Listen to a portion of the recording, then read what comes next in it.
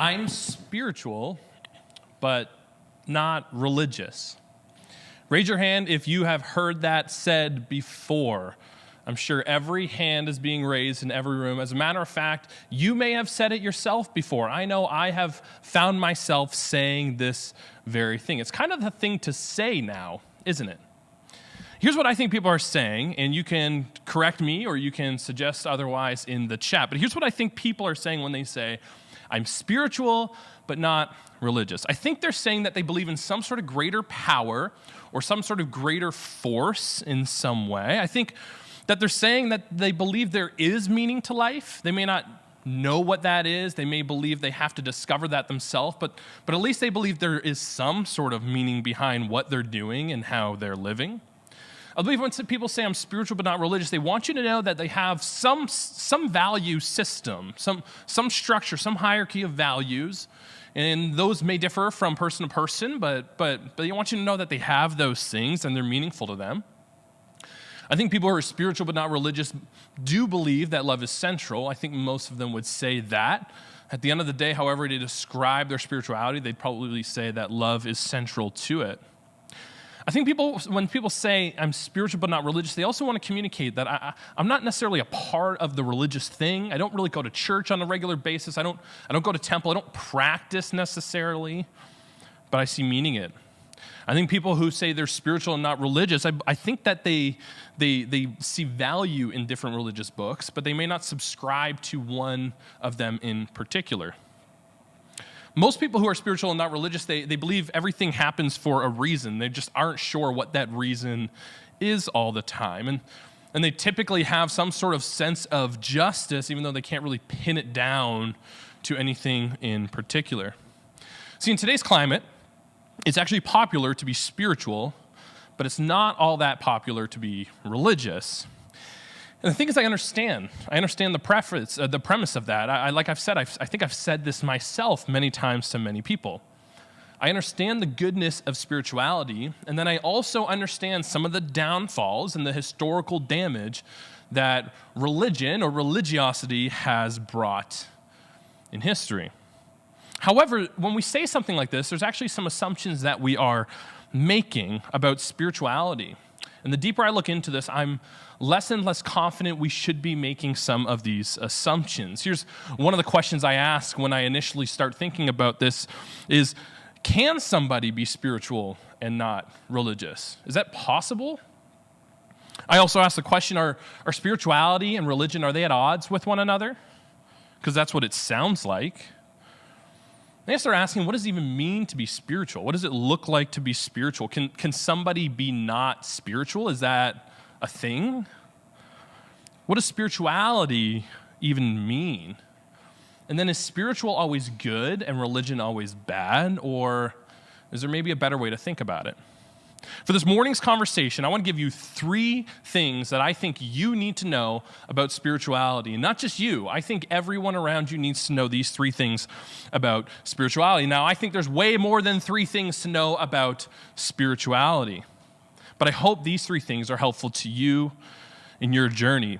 And these 3 things, they come from a combination of my own personal research, as well as they're based in some assumptions that I've made in order to go deeper in this topic. And I'll do my best to state what some of those presuppositions are for you when we are there and when we get into them. We want to be honest about them. Many of them are worth discussing in their own right.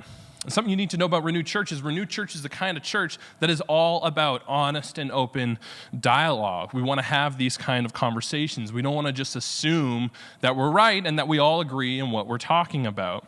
So they're worth discussing. But in order to get somewhere in 25 minutes on a Sunday morning live stream, we need to make some assumptions along the way. And so I'm going to ask you to trust me and at least trust why we've arrived at some of these conclusions in order to see where we're going and maybe to come along for the journey. And you can also ask yourself, are these things that I should be assuming myself about spirituality? Now, that was a little bit of framing. I felt that was really important to do before jumping into this conversation. But with further ado, I'd like to jump into the first thing that I think you need to know about spirituality. The first thing I think you need to know about spirituality is that everything is spiritual. Everything is spiritual. Now, super simply put, I understand that philosophical thinkers are going to be really frustrated at the oversimplification, and I understand that. I cringe when I say it myself. But for our purposes this morning, when I use the language of spiritual, I'm talking about a reality that is other than the physical. I mean a reality that exists that is other than the material, the natural, the physical reality that we live in every day. See, the physical reality that we live in, it can be experienced through our physical senses. You're talking about touching and seeing and hearing and smelling and tasting.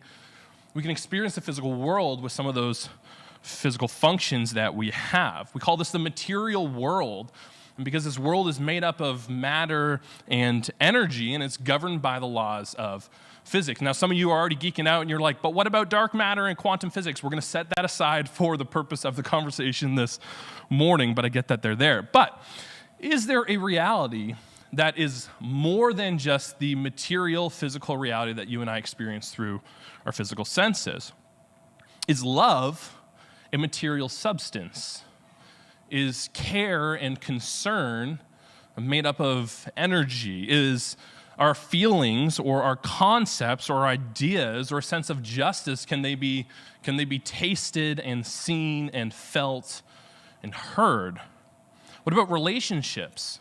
They're so real, but are they physically real? There's physical elements, but the relationship itself. What about beliefs? Do those exist in our physical world in some kind of way? Or are these realities bigger than just the physical world that we live in? These are the kind of questions that I think are important for us to ask.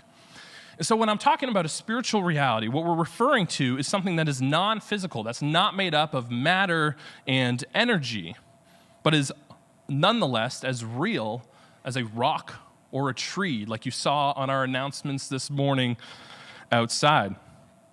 You see, we know also about the physical reality that it existed and it started its existence at a specific time. We know that. This is science, that whether you call it creation or you call it the Big Bang, there was a beginning point to the physical world that we live in, at least how we live in it today. And so when we're thinking about spiritual reality, you got to think about something that lives independent of or even transcendent to this physical experience that we're all experiencing together. It existed before the physical, and it may have even have led to the development or the creation of the physical. Now, I know some of you, this is assumed, right? This is part of your worldview, but I also know that for many of you, this is a huge leap. This is a huge leap, and it's some new concepts, or maybe concepts you haven't thought about this way before. I want to read for you a text, and this comes from the Bible. It's from the Apostle Paul. It's Colossians 1:16. And it says this: "For by him all things were created in heaven and earth, visible and invisible, whether thrones or dominions or rulers or authorities, all things were created through him and for him." The Apostle Paul here is actually talking about Jesus, and it's his conviction that it's by Jesus and through Jesus that everything physical that we experience was created through, came to existence from Jesus. So for those who believe in God or an ultimate power or a greatest conceivable being, your belief is that the physical reality that we all experience every day came from some sort of source. It came from a non-physical source. You can call that a spiritual source. And many of you call that source God. The Bible actually says in John 4:24 that God is by nature spirit. Hence why Christians would say that if God is the source of the physical reality and he is spirit, well then the spiritual reality, it must pre-exist the physical one. Do you see what I'm saying here? Do you understand where we're going here? However, when you start thinking in some of these terms, we can actually create a little bit of confusion, and a lot of us think down a path that's actually not that helpful, and I'm going to call that out this morning.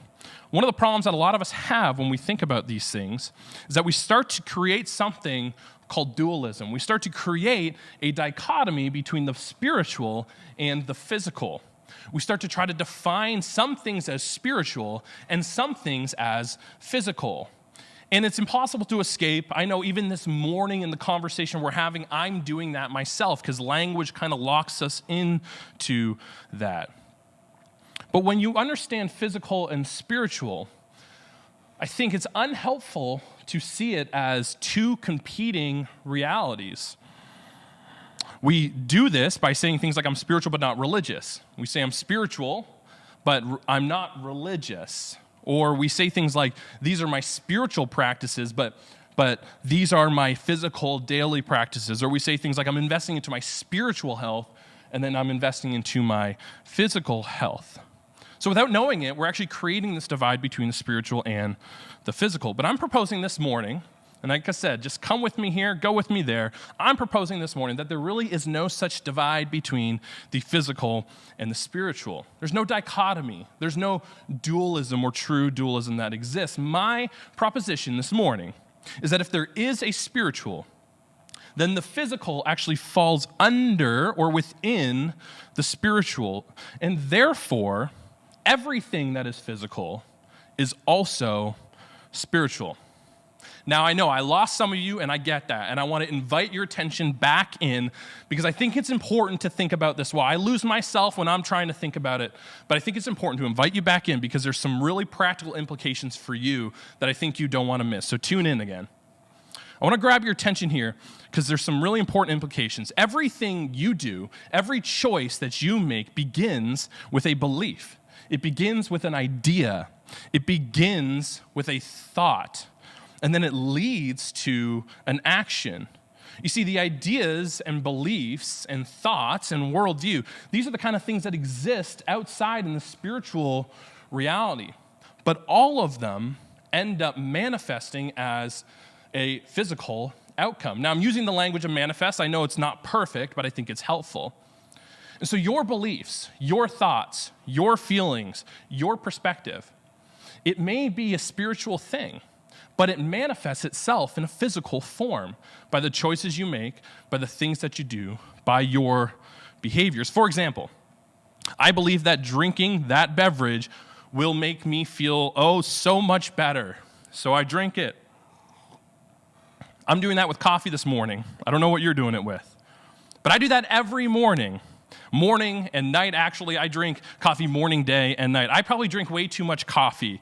I think there's something wrong with my worldview or my spiritual system. Or maybe there's not. I don't know. But I drink it because I believe that it's going to have some sort of effect on me. I believe it's going to produce something good in me. I believe it's going to help me. Maybe you believe that girl that you're next to would be a great life partner. And so what do? Well, it manifests itself in asking her out on a date and buying her dinner. And if you're a young man and you have those feelings and you don't know what the next step is, I just gave it to you. That's how it manifests itself. You ask them out on a date, you take them out to dinner, and you eat together. A very physical thing that you do. Maybe for you, it's you dream of the euphoria of a brand new Lamborghini. You dream about how it will make you feel and the good emotional producing in your life. So you work hard, so hard, for so long.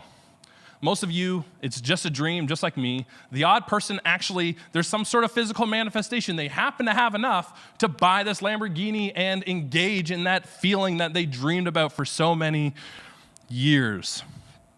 Or think about it maybe in respect to the conversation we're having this morning about the spiritual but not religious. Think about it this way a little bit. What about our statement of spiritual, not religious? Every aspect of spirituality, it ends up manifesting itself in some sort of physical choice.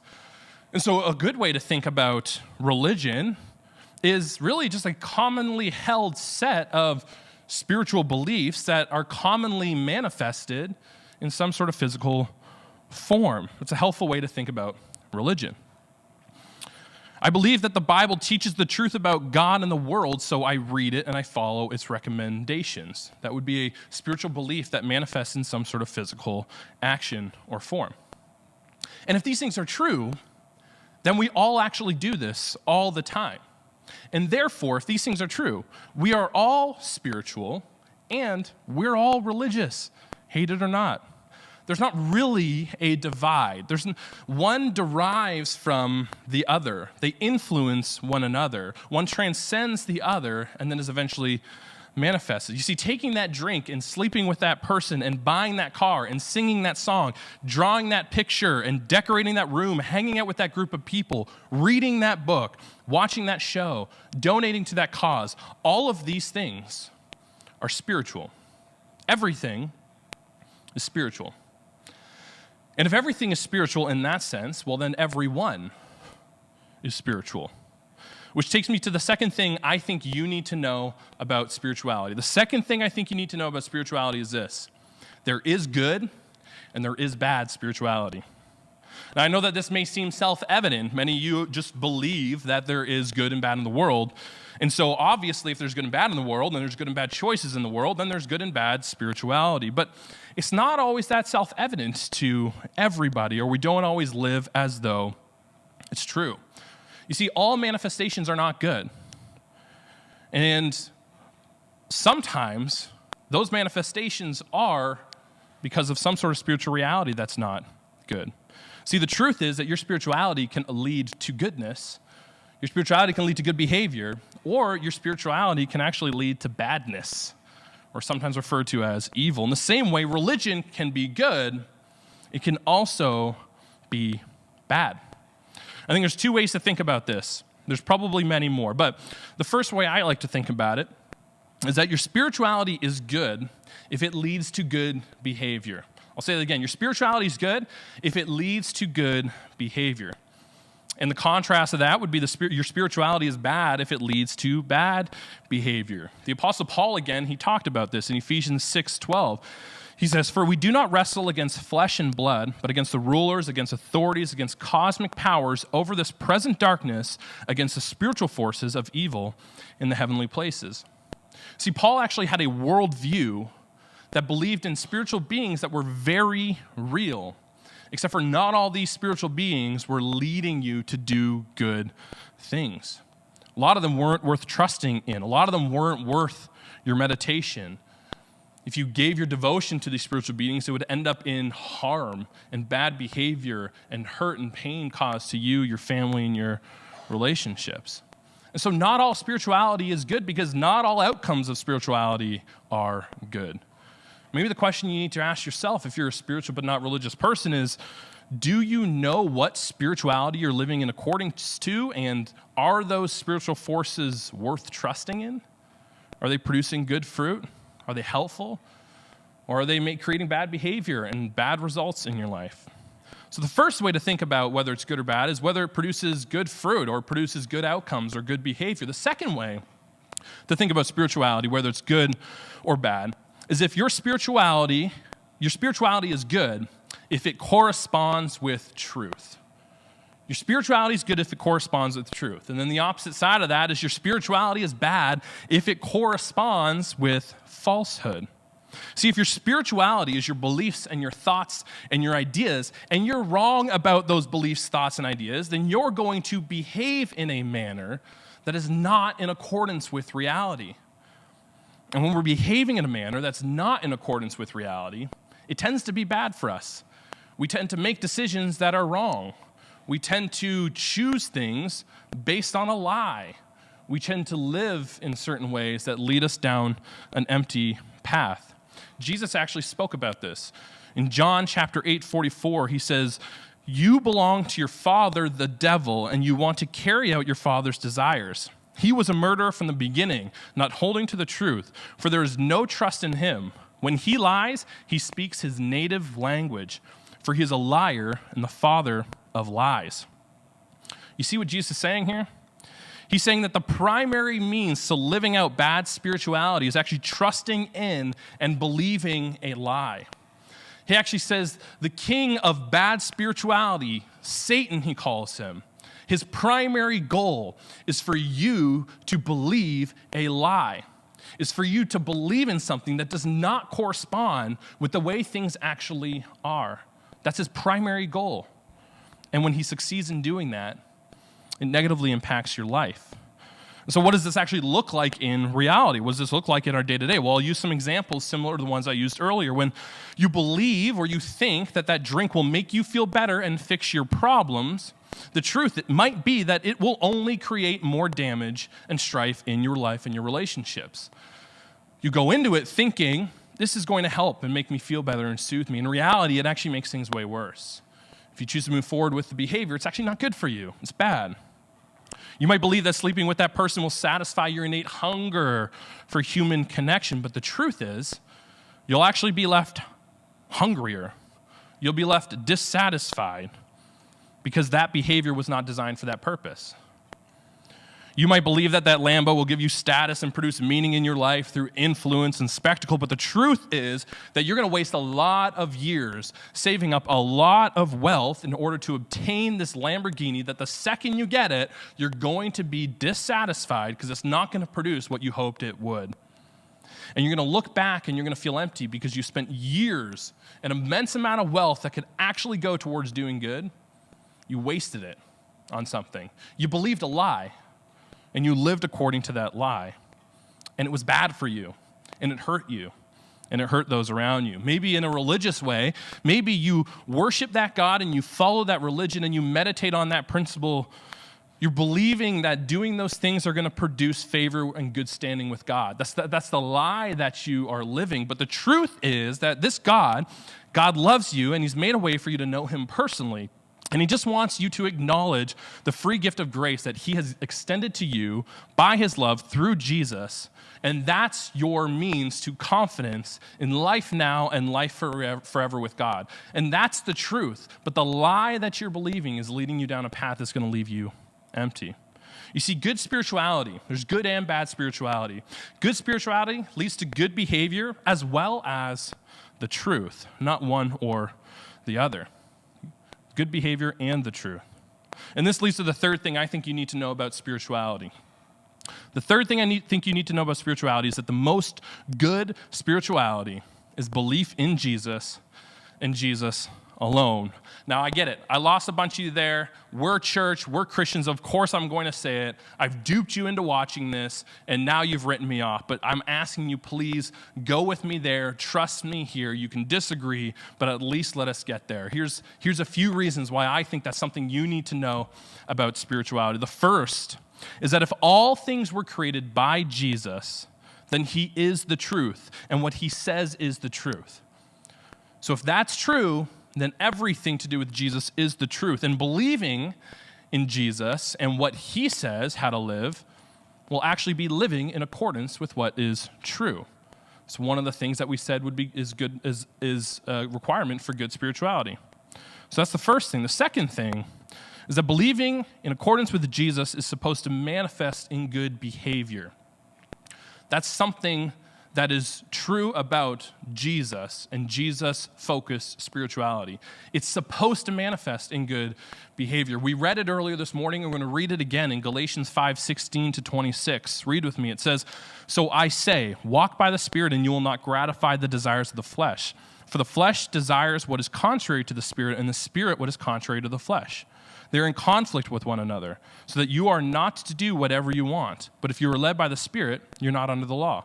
The acts of the flesh are obvious: sexual immorality, impurity, debauchery, adultery, witchcraft, hatred, discord, jealousy, fits of rage, selfish ambition, dissension, factions, and envy, drunkenness, orgies, and the like.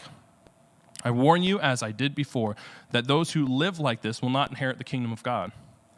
And then it says, "But the fruit of the Spirit is love, joy, peace, forbearance, kindness, goodness, faithfulness, gentleness, and self-control. Against such things there is no law. But those who belong to Christ have crucified the flesh with its passions and desires. Since we live by the Spirit, let us keep in step with the Spirit. Let us not become conceited, provoking and envying one another." This is the Apostle Paul again. This is 2,000 years ago. He's writing this, and there have been billions of people who have followed this line of spiritual thinking, and it's worked really well for them. He's saying this. He's saying that the spirituality that is Jesus-focused is supposed to result in love, joy, peace, patience, kindness, goodness, faithfulness, gentleness, self-control, and the list can actually grow from there. And he's saying if it's not producing these things, then it's not true Jesus-focused or Jesus-centered spirituality. And we've seen what has happened in the name of Jesus by the church in history. And sometimes it's clearly not in accordance with Jesus. It's not a Jesus problem. It's a false belief problem. It's not a problem with the Jesus-focused spirituality. It's a problem with a misunderstanding of what Jesus-focused spirituality is. It's just bad spirituality and bad religion. But most good spirituality and good religion, they look like the list above. And I think we understand that innately. Therefore, any believing that isn't manifesting in that goodness and that good behavior is probably not good spirituality. So let me quickly recap while we leave you with some thoughts here. The first thing I said you need to know about spirituality, and I think everybody around you needs to know about spirituality, is that there's no false dichotomy between spiritual and physical. Everything is spiritual. It all comes from that reality. The second thing is that there's good and there's bad spirituality because there's good and bad manifestations of spirituality. And the third thing I said is that good spirituality is a spirituality, i.e. beliefs and thoughts and ideas that are in accordance to spiritual truth. And therefore, they produce good manifestations of those good spiritual truths, both of which can only come from the creator of truth and goodness himself, which I have the belief and the conviction and the presumption that that's Jesus. And so therefore, the third thing you need to know about spirituality is that good spirituality is belief in Jesus. Now, I know there's a bunch of gaps, there's a bunch of missing parts, there's a bunch of issues in some of those lines of reasoning, as I've stated from the beginning, but my goal here was twofold. This is my goal here this morning. My first goal was that I want you to understand why Jesus-focused spirituality is a worthwhile consideration and pursuit for you. I want you to consider taking the time to actually focus on Jesus-focused spirituality more deeply in your spiritual exploration. And the second goal is that I wanted you to see that every belief, thought, and idea that you have can be a Jesus-focused one. And I want you to ask the question, should it be? At the end here, Paul uses this language about taking every thought captive, and I think it's a helpful way to close out this morning's conversation. And we're going to go from this, and we're going to jump into a few other elements and then have a Q&A. So we'll get a lot of time to actually address some questions and talk through some of this stuff a little bit more. But I want you to see this. In 2 Corinthians 10, verse 5, it says this: "We demolish arguments and every pretense that sets itself up against the knowledge of God, and we take captive every thought to make it obedient to Christ." What he's saying here is for Jesus-following people, for people who have a Jesus-focused spirituality, we're supposed to take our thoughts and our beliefs captive, refocus them, reorient them towards a Jesus-focused, Jesus-centered way of thinking, way of believing, way of feeling, and way of living. And he's suggesting that if we do that, the good fruit, the fruit of the Spirit, the fruit that we all agree is really good, will be produced as a result. So maybe for you this morning, if you're right there with me, you get it, you're on the same page, maybe the question for you is, what thoughts do you need to take captive today in order to realign your life with the truth of Jesus and produce the good fruit of spiritual life in Jesus? What are some of those thoughts? Maybe you can consider some of those in our Q&A. Thanks for joining us this morning as we talked about 3 things that you need to know about spirituality.